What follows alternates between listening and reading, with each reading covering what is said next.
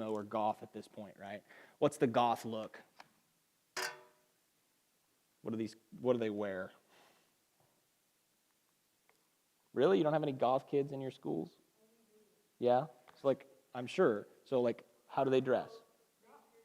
Yeah, a lot of piercings. Yeah. Yeah. Okay. Okay. Yeah. So that's a thing. What about, do you guys still have scene kids? Is that still a thing? Scene kids? No, not scene kids? Okay, that's fine. So but correct me if I'm wrong here. Generally speaking, you can tell who someone's trying to be like, or you can tell what kind of group they're in or who they're emulating by looking at the way that they dress, right? That's a funny quirk. The prep kids, the jocks, do they still call them jocks? Or are we past that? We're past jocks now? That's kind of good. I'm not mad about that. The terms have changed, but one fact remains, and it's always been true. There isn't a single one of us in here that's really, truly, genuinely comfortable with who we are, right? I don't think that's any of us. None of us is really, truly comfortable with who we are. And so, especially at this stage of your life, when you're kind of in that, when your frontal lobe has, started to mature but isn't done yet, like that part,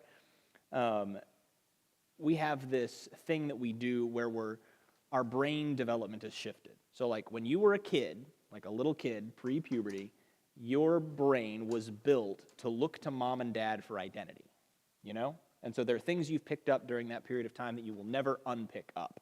There are habits and ways of doing things and facial expressions and things you think about and things you think are cool and sayings that you have that you'll just never lose, or they might disappear for a while and then they'll eventually come back in adulthood because you got your sense of identity from mom and dad. That's how you're built. That's how God wired you. But when you reach this stage of your life, puberty happens, your frontal lobe starts to mature, you stop looking at mom and dad for your sense of identity. That's normal.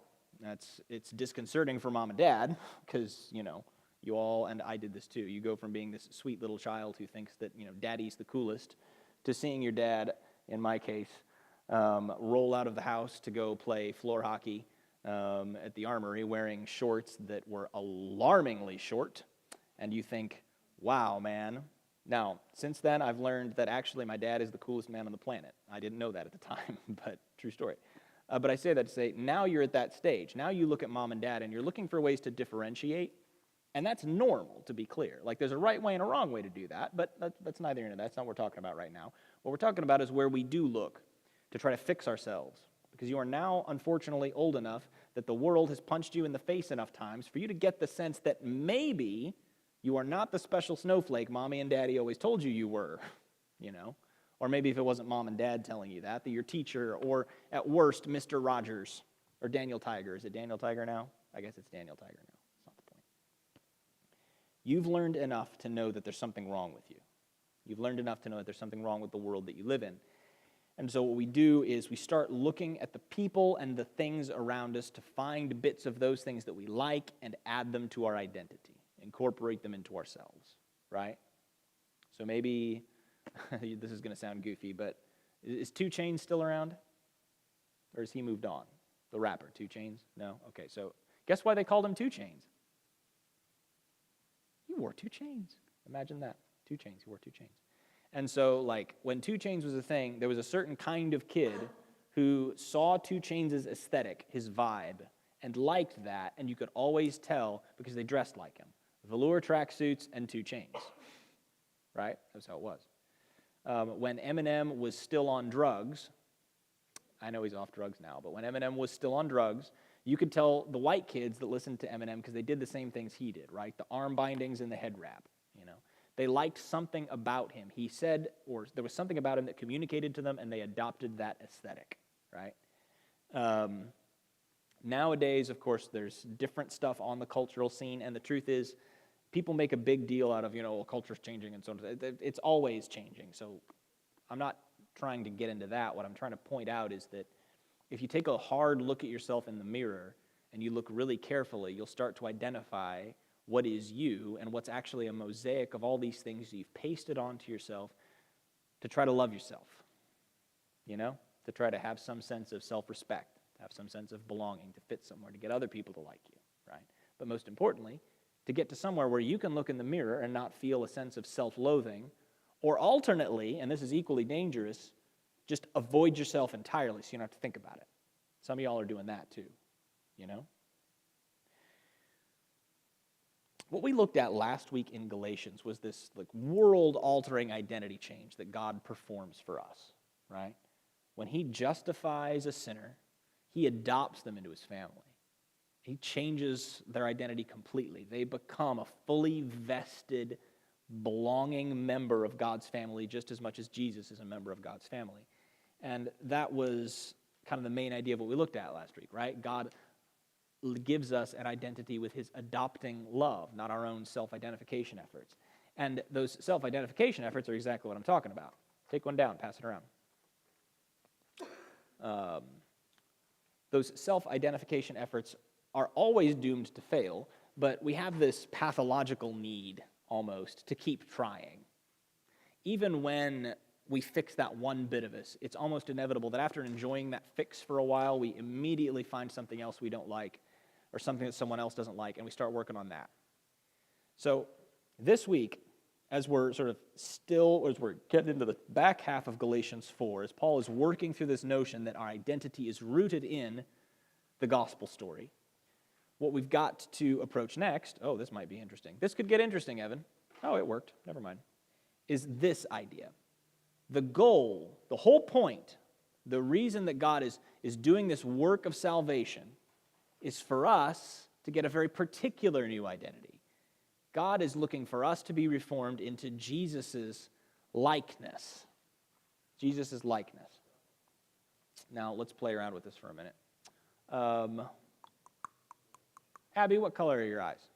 I can't tell from here. Okay. Why? Oh, look at that. Interesting. So it's genetic. Okay. Okay, fair enough. Jenna, what color is your hair? Why? Why? Yeah, certainly. But which of your family members had that color hair? Your mom and your dad. Okay, interesting. All right. Interesting. Very interesting. Okay. So, Hallie, how tall are you? 5'11". That's right. You're 5'11". So, who's the tall person that you got those genes from?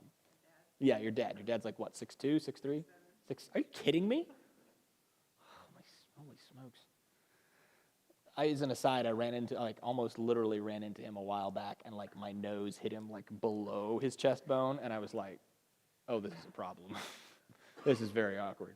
Well, here's what I'm getting at. Paul's going to use a term that I want to introduce you to right now in this text. At the very end of the section we're about to look at, he talks about the idea of Jesus being fully formed or fully developed in a Christian life. And he uses a term that in Greek refers to a fetus, little gestating baby. Right? He is hoping that what's going on in a Christian's life is that somewhere in their soul they are gestating Jesus, right? That there's sort of like a little baby version of Christ developing in their soul who's going to eventually grow to fill out their whole person. And it's going to be weird, but just hang with me, okay? The notion, it's a very literal image, and it's strange, but it's intended to catch our attention. It's intended to catch our attention and be weird.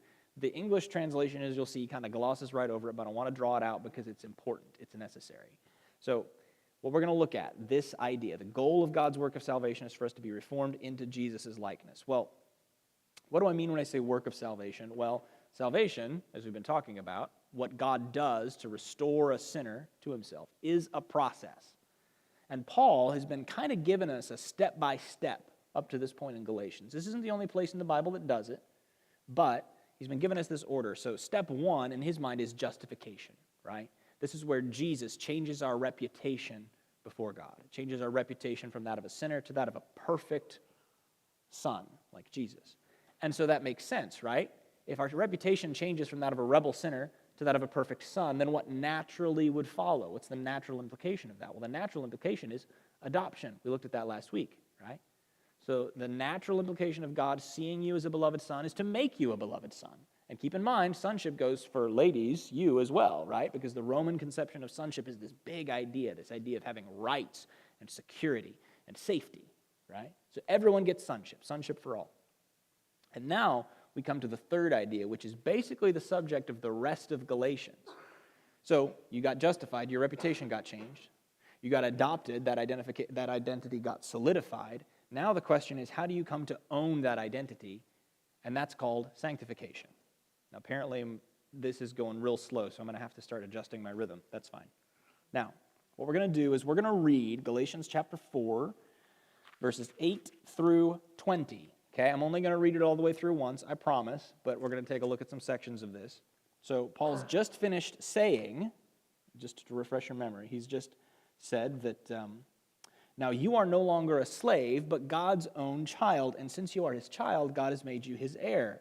And then he says, oh boy, this is really delayed. Holy smokes. Why is that going so slow? Evan, you might have to manually run this. Just keep an eye. Let's see what happens. He says, before you Gentiles, that is to say non-Jews, right? Before you Gentiles knew God, you were slaves to so-called gods. So now that you have come to know God, or should I say, now that God knows you, why do you want to go back again and become slaves once more to the weak and useless spiritual principles of this world? You are trying to earn favor with God by observing certain days or months or seasons or years. I fear for you. It's a heck of a thing to say, isn't it? I am afraid that all my work for you was in vain. Dear brothers and sisters, he says, maybe he says that. I don't know. Does he say that? Yeah, there we go. Good grief. Dear brothers and sisters, are one of you streaming 18 movies right now, all at once? Because if you are, I don't beef. Oh, it's you? Appreciate that. Thanks for the honesty. Yeah, it's fine. Streaming all of them right now. Literally watching 6 shows right now. Thank you for that. Dear brothers and sisters, I plead with you to live as I do, in freedom from these things, as I was when I first came to you. I'm sure you remember that I first preached the gospel to you because I was very sick, but you didn't reject me then. Even though my condition was a burden, you did not despise me or turn me away. No, you took me in and cared for me as though I were an angel from God or even Christ Jesus himself. Where's that joyful and grateful spirit you felt then? I'm sure you would have taken out your own eyes and given them to me if it had been possible. Have I now become your enemy because I'm telling you the truth? That's heavy. And then, maybe, golly, those false teachers, so he's referring to the people who brought that false gospel in, those false teachers are so eager to show how much they care about you, but their intentions are not good. They want to shut you out so that you will turn and be jealous of them. It is always good to be cared about if it's for a good reason, and if it's for a good reason, then it will continue whether I am there or not. Oh, my dear children, I feel as if I'm going through labor pains for you. Again, so here's the beginning of that pregnancy metaphor, you see. Paul says he feels as though he's going through labor pains, and they will continue until Christ is fully developed in your lives.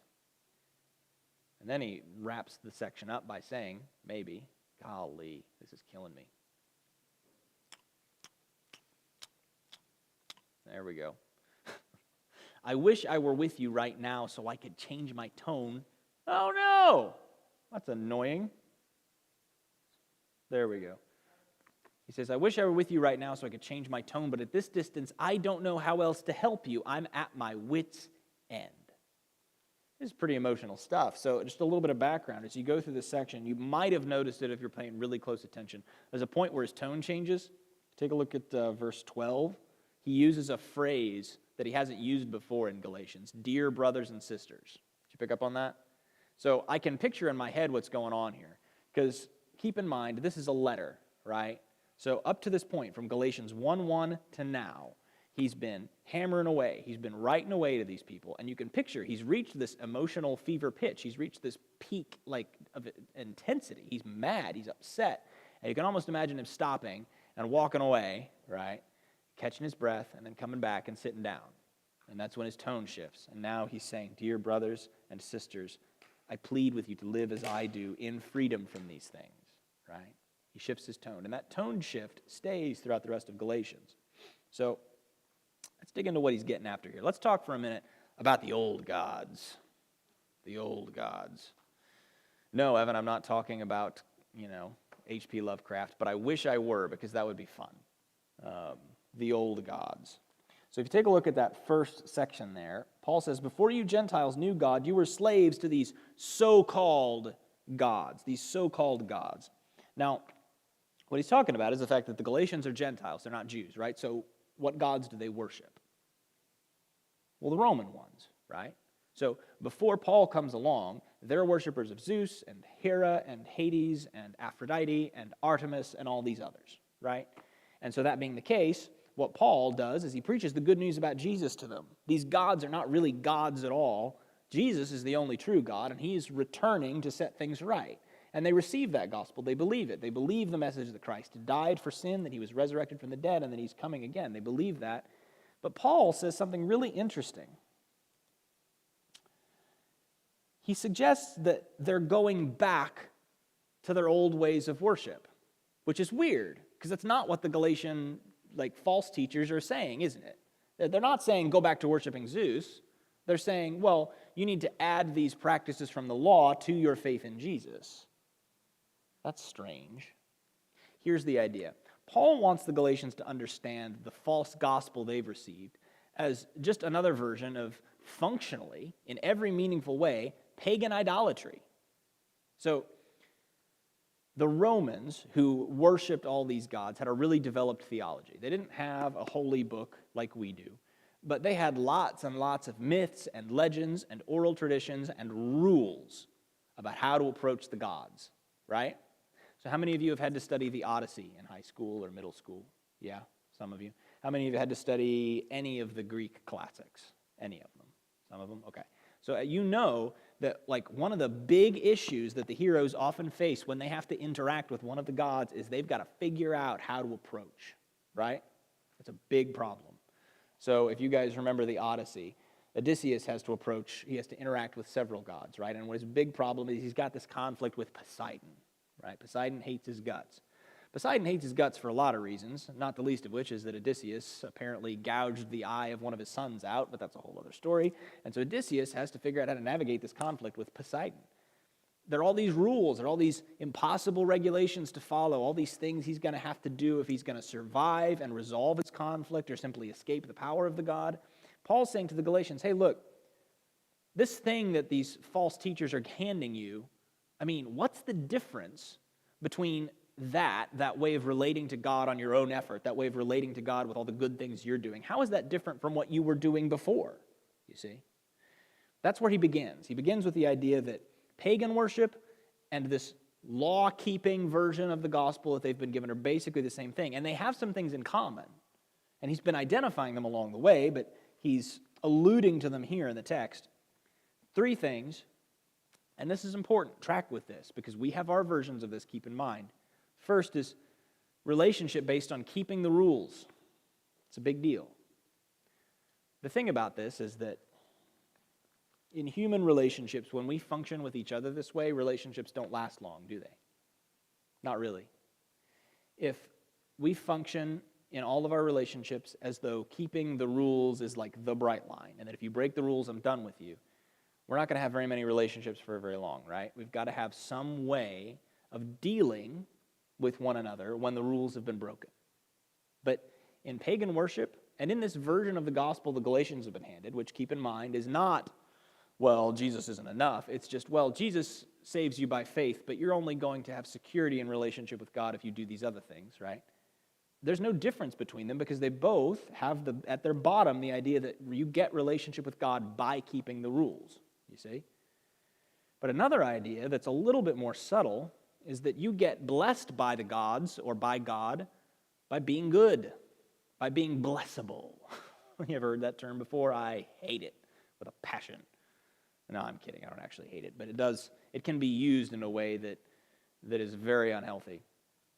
The basic idea here is that, well, you're not going to get God's love and acceptance. You're not going to get the love and acceptance of Hera or Athena or whoever else unless you do something to attract their positive attention. You see?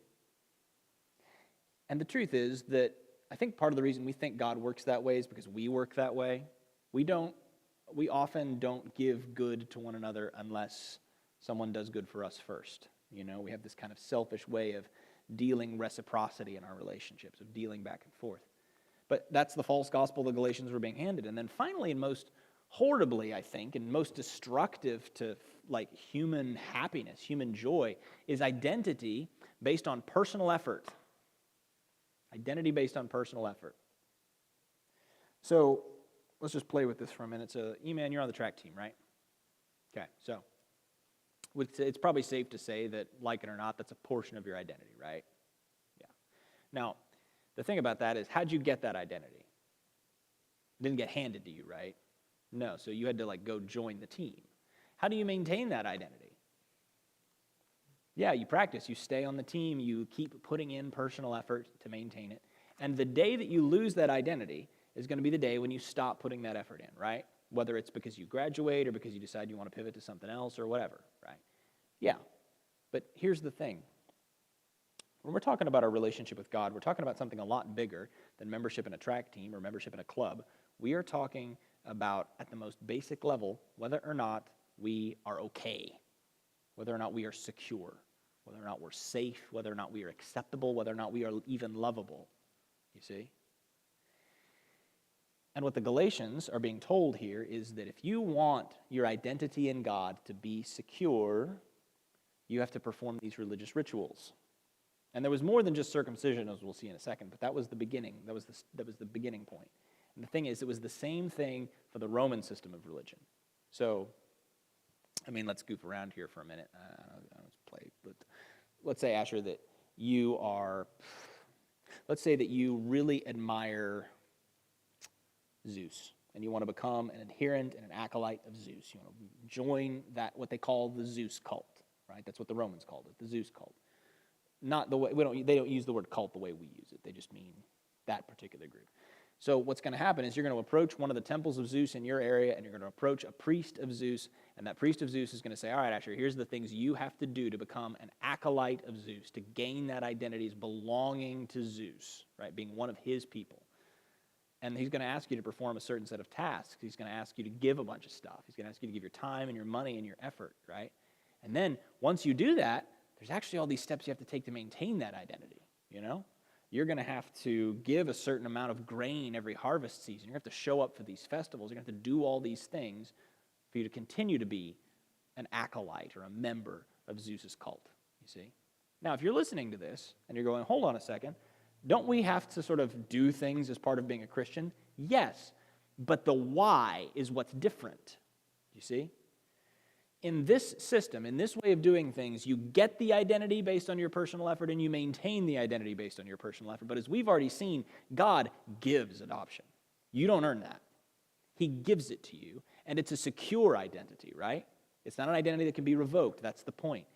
And so we do things, we ought to be doing things as Christians, not to earn any of this or to maintain any of this. We do things as Christians because we are in a family and we love.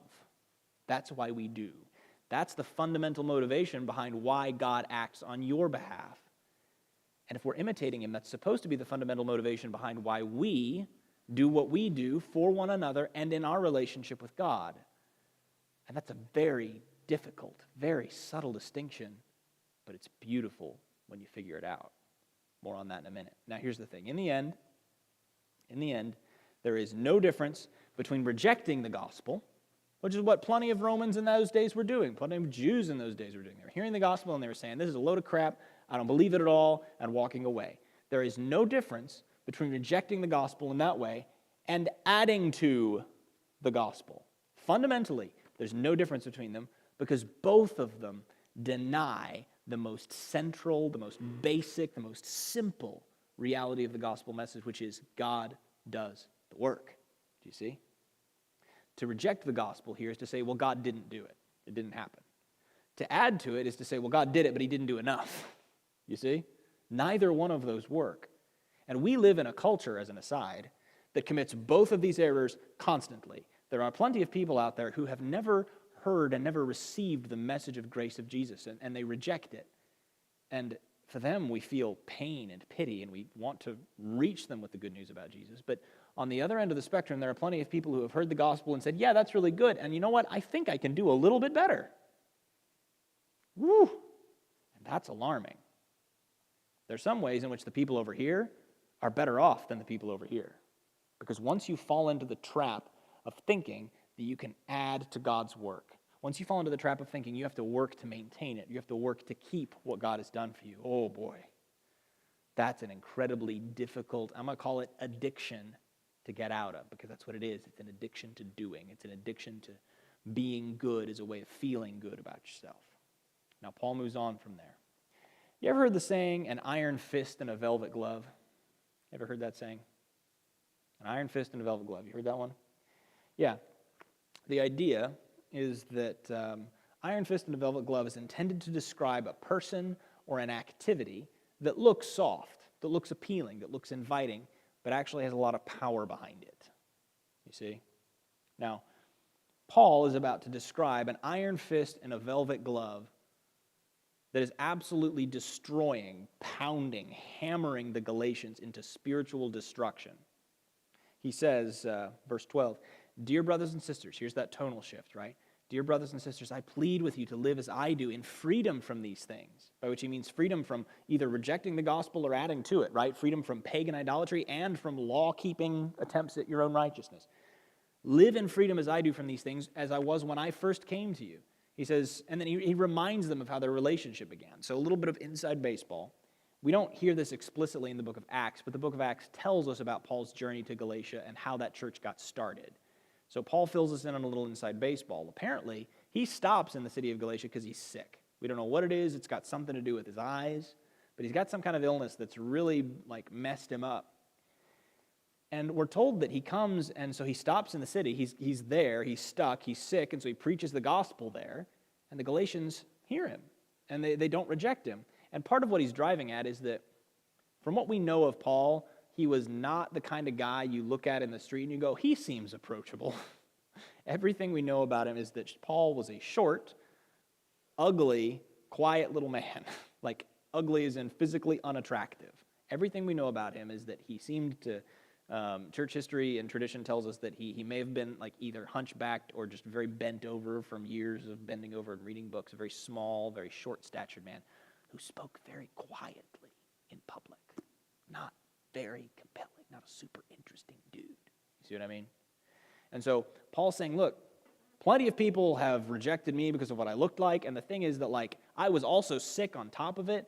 You didn't reject me. He says, even though my condition was a burden, you didn't despise me or turn me away. No, you took me in and cared for me as if I were an angel from God or even Christ Jesus himself.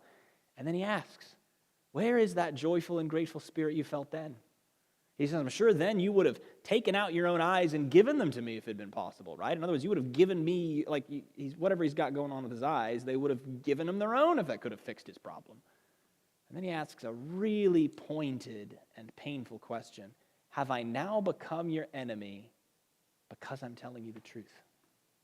You ever experienced that? You ever had to tell a friend a hard truth? And you did your best to say it graciously. You did your best to say it gently. And it made you their enemy. Yeah, that ain't fun. And that's what Paul's feeling. Except in some ways, it's even more desperate because we're not just talking about a loss of relationship. Though he clearly he's hurting. Clearly he feels really keenly their rejection of him. But keep in mind, he's also afraid for their eternal souls. He says, those false teachers are so eager to show how much they care about you. It's a term in Greek from which we get the word zealous. You know what it means to be zealous? It's to care really, really intensely about something. Right?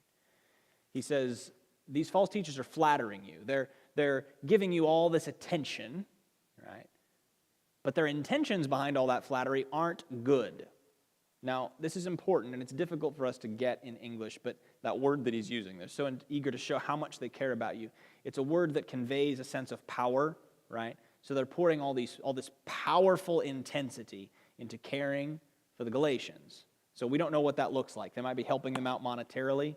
It might just be sort of this complimenting thing, you know. So ladies, maybe you've experienced this. You ever been love bombed by a dude when he wanted to date you, right? You're so smart, you're so beautiful, you're so brave, you're such a queen, right? That kind of thing. You know what I mean? Never experienced that? It's good. And if it comes your way, run. That's flattery. Fellas, In our culture, it's not generally considered acceptable for women to do that for men, but once upon a time it was. Like in England, if you were getting courted by a woman in the Victorian period, she would have written you these incredibly flowery letters talking about how wonderful your hair was. And we wonder why men during that time period seem to all be on ego trips. It's neither here nor there. Point is that that's what's happening. They're buttering the Galatians up, both sides, right? And Paul's warning them. He's saying, look, this is an iron fist and a velvet glove. It looks nice. Their attention, their flattery of you looks nice. But he says they want to shut you out so that you will turn and be jealous of them. Shut them out of what? What does he mean? What's he talking about? Two possibilities that functionally do what?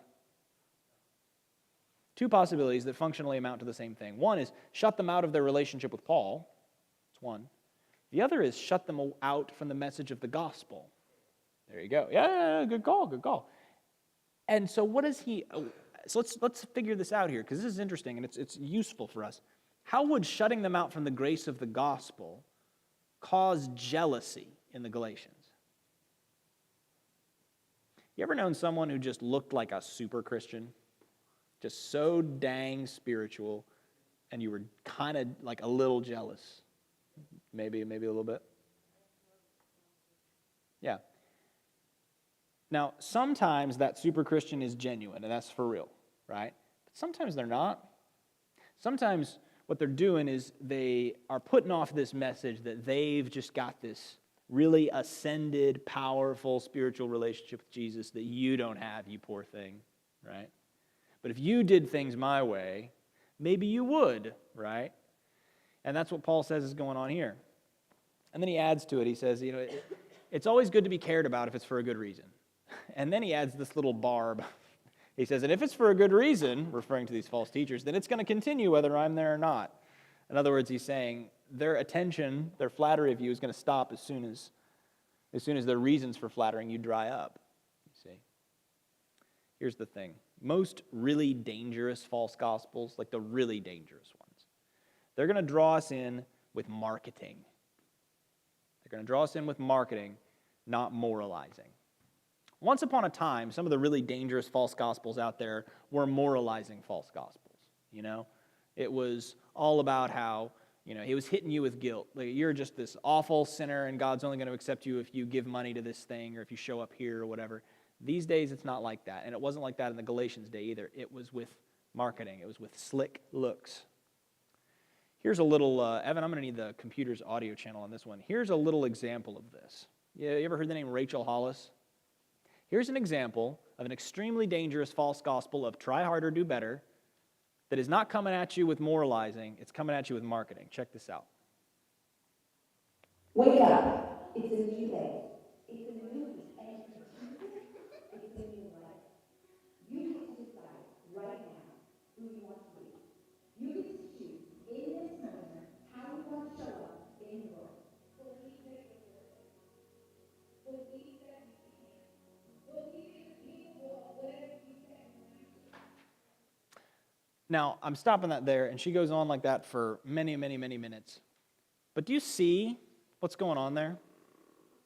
Believe that you are capable of whatever you set your mind to. That sounds pretty good, right? I like that. That makes me feel good about me. And look, it's slickly marketed, and she's dressed very up to the minute. And we saw a couple of seconds ago, she's got this really sweet, cute little family and hundreds of adoring fans. And hundreds of adoring fans can't be wrong, right? But what's the problem with this?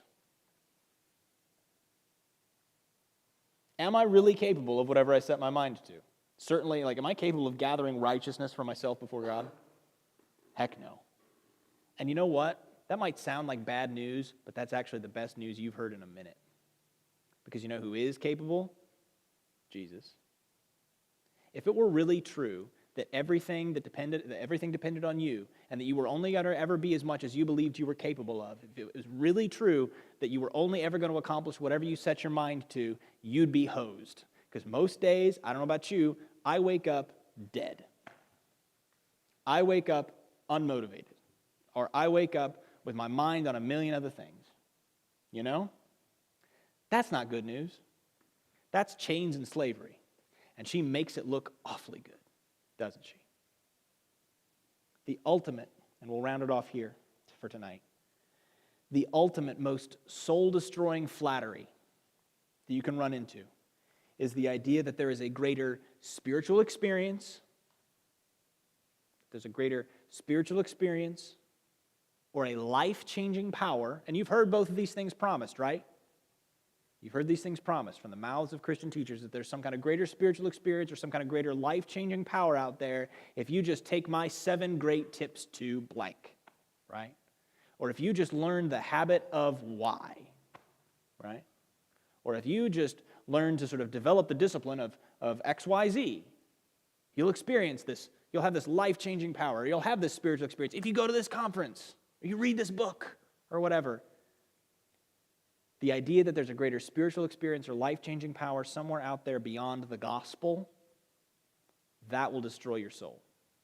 As sure as shoot. Sure as shoot.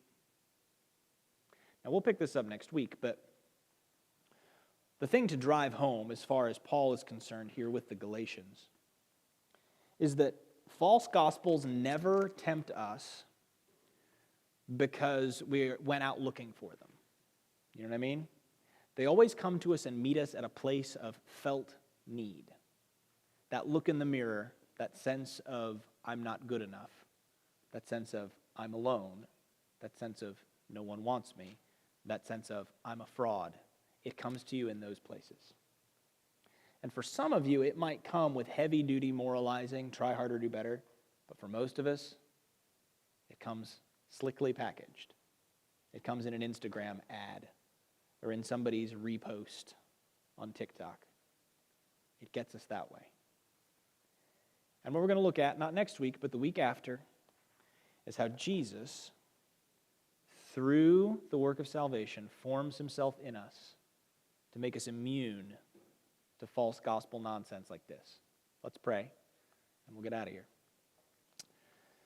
Jesus, we love you and we are grateful for the work you are doing by your Holy Spirit to change us into your likeness. And we pray that you would vaccinate us, that you would inoculate us, that you would make us impervious to all the false gospels competing for our attention by satisfying our taste buds with you.